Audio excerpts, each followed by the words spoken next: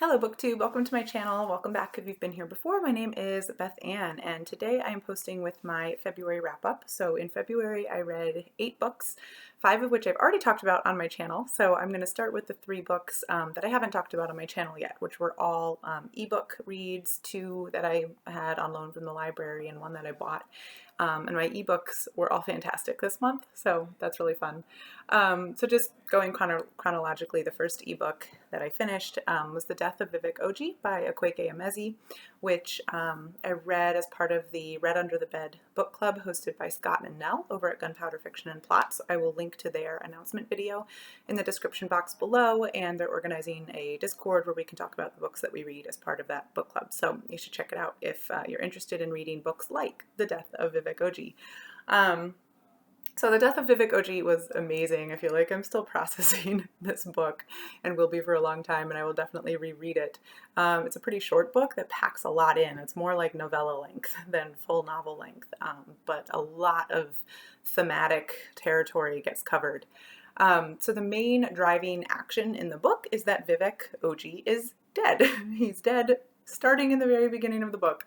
And there's just some things that don't add up about the circumstances in which Vivek died. So we know at the start of the book, we know that Vivek was killed on the day that some other mob sort of riot violence is happening for various reasons.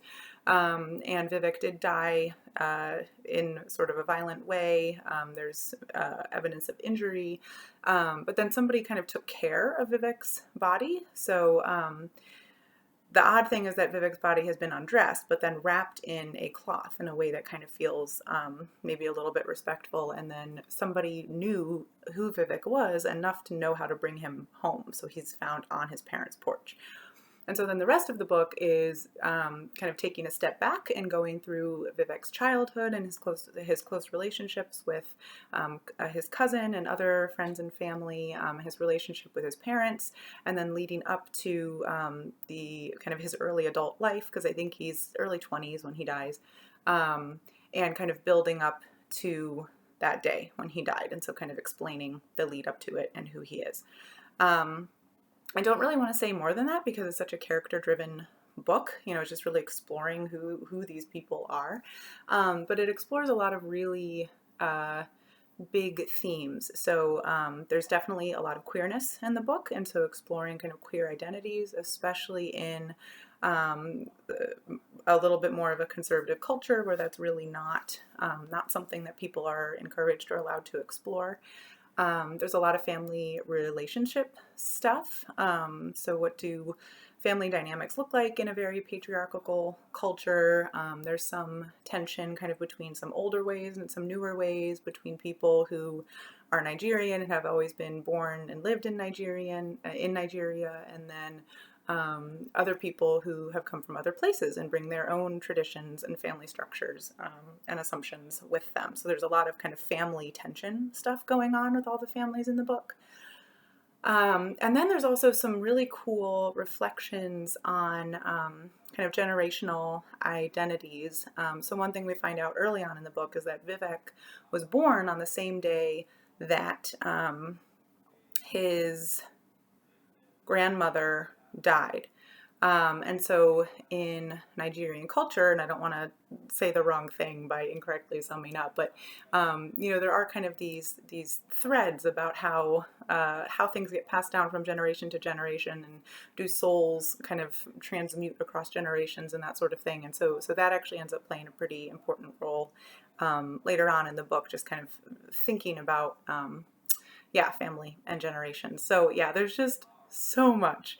And to me as a parent, some of the things that really stuck out were more of those like family dynamic and family structure questions, and how do you try to support kids who might be queer in various ways or genderqueer, and you know, just the reminder that it's not all about the home that you can create. So ideally, I have control over my home. I'm going to create a welcoming, accepting, you know, positive household for my kid, no matter what her identity is, which I will only learn as she tells me as she grows up.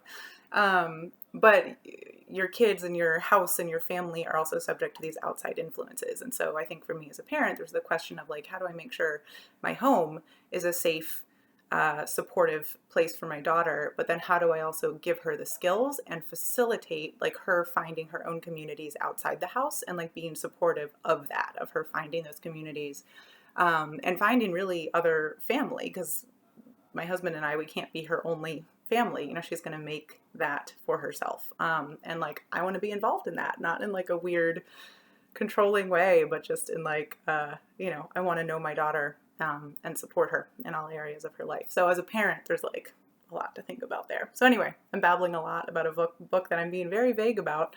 If any of you have read it and want to talk about it more, if you're not already in Scott and Nelle's book club, go join the Discord, because we can talk about this book, even if you didn't read it for the book club and have read it otherwise.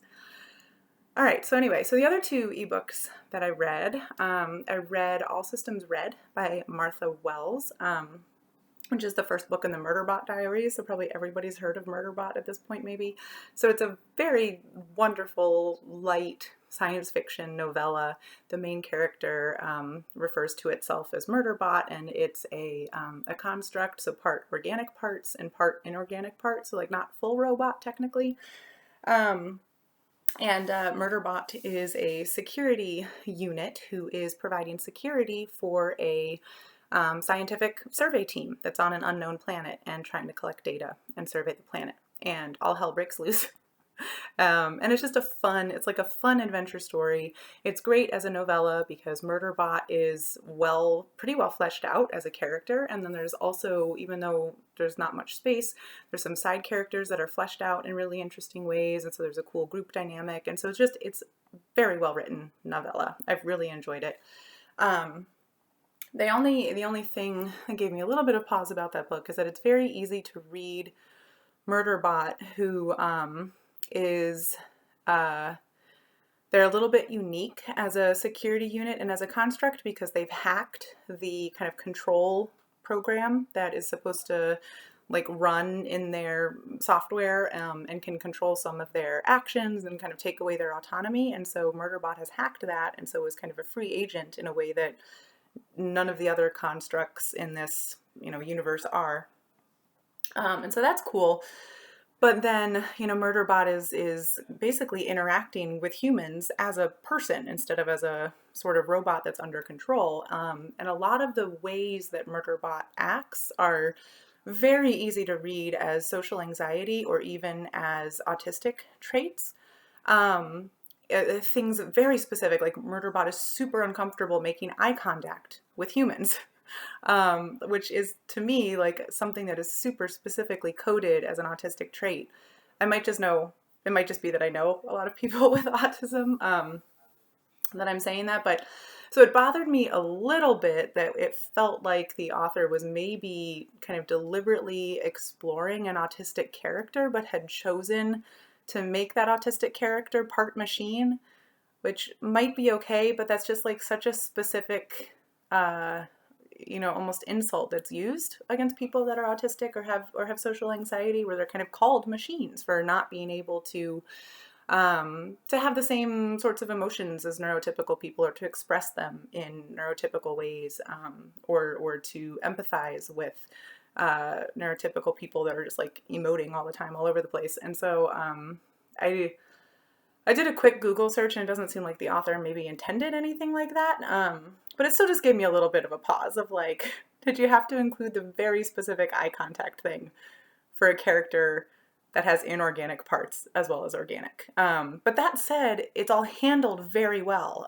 Like the other characters in the book are like super, not all of them, but the ones that Murderbot becomes close to and works closely with, more or less handle that situation very well, of just like, oh, okay, it seems like you don't like these sorts of situations, so let's just not be in these situations. Like, it's totally fine if you need to keep your helmet on and keep your little vision obscurer plate up so that we don't make eye contact. Like, that's fine. Let's just do what we need to do to make these situations comfortable. So it's positive, but it definitely gave me a bit of pause. So just throwing that out there. So that one was really enjoyable, and I will continue with the series. And then the other one I read is The Once and Future Witches by Alix E. Harrow, which got a lot of attention last year. It was a new 2020 release, and it is on my personal challenge for this year to read the like top ranked Goodreads Fantasy Challenge books from 2020, and so this is one of those. So check off a personal challenge. And it was just so enjoyable. It's fantasy, like it's compelling and sucked me in, and I was having emotions and I loved it. So it's kind of like an alternate Earth to ours. So a lot of things are kind of flipped, like famous writers in our world. You know, somebody like Alexander Pope is referred to as Alexandra Pope in this other world. So kind of sets up a world that historically was more kind of female dominated than ours. You know, that women were often historians and political figures and things. And then there's also a lot of very real witchcraft in that world. And so the story takes place in a city called New Salem, which is close to what they call Old Salem, which has major Salem, Massachusetts witch hunting vibes. And Old Salem was kind of destroyed about 100 years or so ago, before the start of this book, by kind of the last of the powerful witches, is the legend. You know, they were kind of caught up to and finally defeated by the forces of light, read white men. And so witchcraft is kind of driven underground, and there's an assumption that all of the powerful magic is gone from the world. So now we're in New Salem, and we follow three main characters who are sisters, they had a rough childhood. They were kind of split apart and sundered for various reasons, and they end up reconnecting in New Salem as adults. So there's a bit of that family drama, family relationship stuff. And you know, they had a rough childhood because of an abusive father. They are in, you know, essentially 1700s Massachusetts. All the women work in mills. Everybody's sick. Black people are treated horribly. Actually, I guess not maybe 1800s, because there isn't overt slavery, but there's still, you know, segregated town, you know, that sort of thing. And so the whole book is about women trying to seize power for themselves and how that happens. So there's parallels between kind of growing witchcraft and women starting to organize around sharing their kind of secrets and lore about witchcraft, and kind of trying to pool all of that together. And then the parallel with the suffrage movement, and women, non-magical women who think they're non-magical, working together in that more political realm to try to get the vote. So it's a cool, fun, like heart-breaking and then warming tale about the power of women, I think. So I really, really enjoyed it. I think I want to give it 4.5 stars. So I had to round up on Goodreads, but 4.5 stars. And the only thing that dinged it just a little bit for me was, I think the pacing wasn't quite right. And the three female characters are pretty deliberately defined a little bit narrowly. They're fitting some important archetypes, which is fine. There's just a lot that happens in this one book, and so it feels, everything that does happen, it just feels like there could have been just like a little bit more, almost, if that makes any sense. And so that's kind of why I say the three characters, like, yes, it's cool that they fit these archetypes, but they could have been rounded out maybe a little bit more. So anyway, not quite up to the level of a 5-star book, but like, if you want pure enjoyment, it was an enjoyable book. Cool. And then, so those are the three that I haven't talked about before. So then just a quick little intro. These are the 5 I've already talked about on my channel. So here we have 2 coffee table style books that are just about beautiful natural places. So we've got Natural Wonders of the World, which is like all the waterfalls and caves you could ever want. And then Wildflower Wonders, which is sites that have the biggest wildflower spectacles in the world, meaning just like carpets of wildflowers. So these were both really beautiful books and really fun books to read. And I already talked about them in a video earlier this month. And then Master of Poisons, which is epic fantasy with kind of a backbone in African folklore and mysticism. So that was awesome.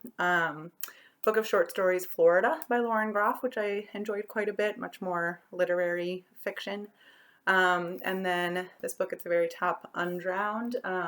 The subtitle is Black Feminist Lessons from Marine Mammals. So it's creative nonfiction. It's got quite a bit of biology and then quite a bit of sort of a little bit of like Black feminist history and experience through the lens of Alexis, Pauline, Gumbs, who is feminist writer and thinker and poet. So links to reviews for all of these in the description box below if you're interested in any of them.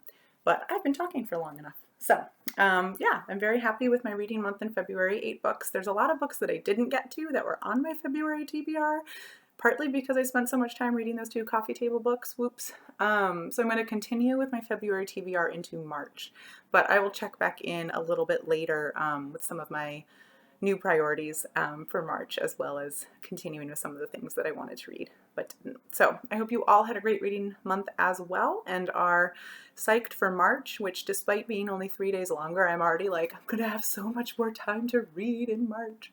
Those 3 days will make a difference. Also, just February ended up being slammed with work. Like I worked maybe half the evenings in February because everybody wanted to meet with me during the day, and I'm like, I don't even teach right now. Why does everybody want to meet with me? So anyway, I'm babbling. I will see you all in the next video. If you haven't already subscribed to me, go ahead and hit that subscribe button down below, and I'll see you all around. Thanks.